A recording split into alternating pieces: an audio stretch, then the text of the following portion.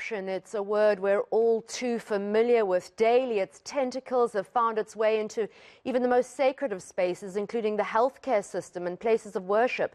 And to a large degree, however, theft and fraud have been synonymous with the plundering of the state's coffers by officials.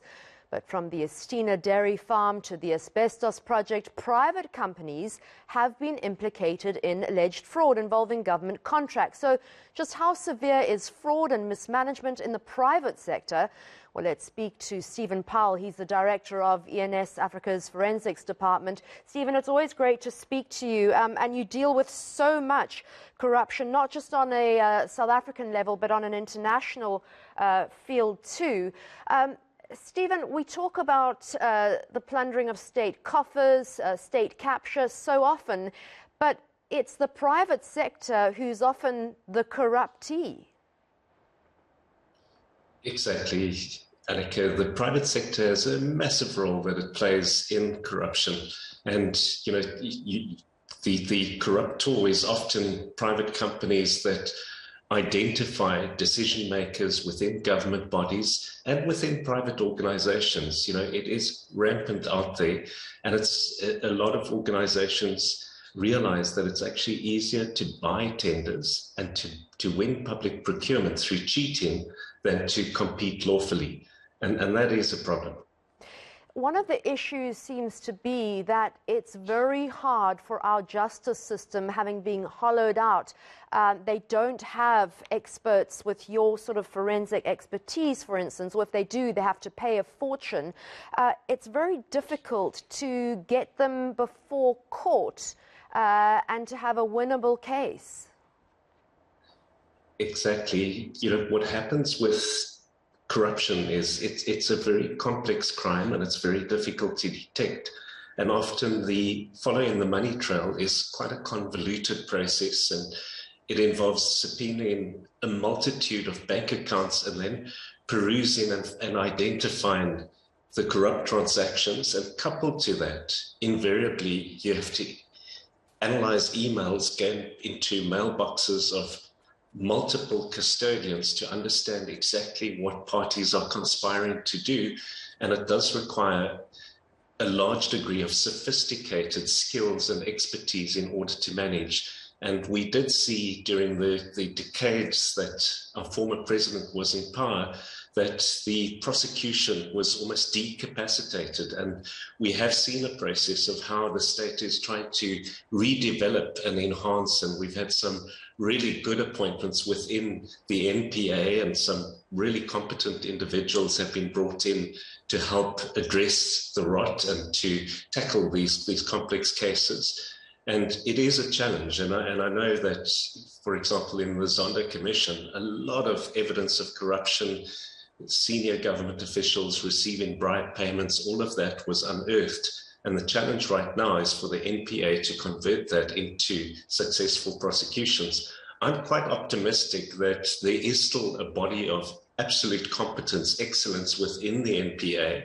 And obviously those resources are stretched and strained, and there's not enough resources to deal with the vast inflow of cases. But I am hoping that the NPA prioritizes a lot of the cases that have been exposed in the Zondo Commission. I mean, in the government sector, we have fairly secure, strict tender processes. We have Treasury that needs to, sign off on a lot of deviations. We have the PFMA. But what do we have in the private sector to make sure that corruption it doesn't run rampant and that it's actually kept in check? Yeah. Annika, that's quite an interesting question, because a lot of the South African corporates are subject to global laws, and they have robust anti-corruption programs to prevent corruption in many of those organizations, because their fear is persecution and prosecution by Big Brother, the Department of Justice and the Securities and Exchange Commission in the United States, because the US robustly enforces a law called the Foreign Corrupt Practices Act, FCPA. So if there's a company operating in Africa that has an association or is listed in the US, and that company pays a bribe to secure a tender, they can be subject to a robust enforcement action by the US authorities. And that involves the payments of billions of US dollars in fines, penalties, disgorgement of profits. What we need to do in South Africa is create an equally effective stick. So the NPA, the DOJ in South Africa should be emulating what the US is doing, and many governments are doing exactly that. The other big regulator that is robustly enforcing corrupt activity prosecutions for corruption in Africa is the United Kingdom. The Serious Fraud Office has got jurisdiction to enforce or bring enforcement actions against companies that are associated with the United Kingdom that pay bribes in Africa and anywhere across the world. And they are doing quite a bit when it comes to enforcement. So the problem we have is that the larger companies that have offshore operations have got these robust compliance programs. And it's all of the smaller companies that only operate in South Africa that have no link with the US or the UK. They can operate with impunity because the threat of prosecution from local resources is a lot lower. So we need to address that, and we need to look at what the UK and the US government is doing when it comes to forcing companies to disgorge profits, the tainted profits made from corruption. And we need to also make sure that more and more companies adopt robust compliance programs. And the last thing I want to just share with the viewers is that the CIPC has been active. In the end of 2018, they issued a guideline to corporates on what they need to put in place to have an effective anti-corruption program. And that is all part of the South African Companies Act. And that applies to all South African companies that are subject to Companies Act.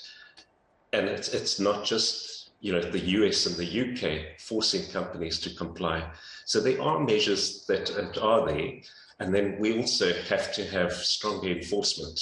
We've got to get the NPA to send a really robust message to corporates in South Africa that if you bribe, you're going to be prosecuted, directors will go to jail, and your company will be fined and disgorge the profits that they make from corruption. Yeah, Stephen, enforcement seems to really be the key. And I thank you so much for your time. I've followed your work for many years, and you really are one of the best forensic investigators out there. Thank you so much, Stephen Powell, the Director of Ensafrica's Forensics Department.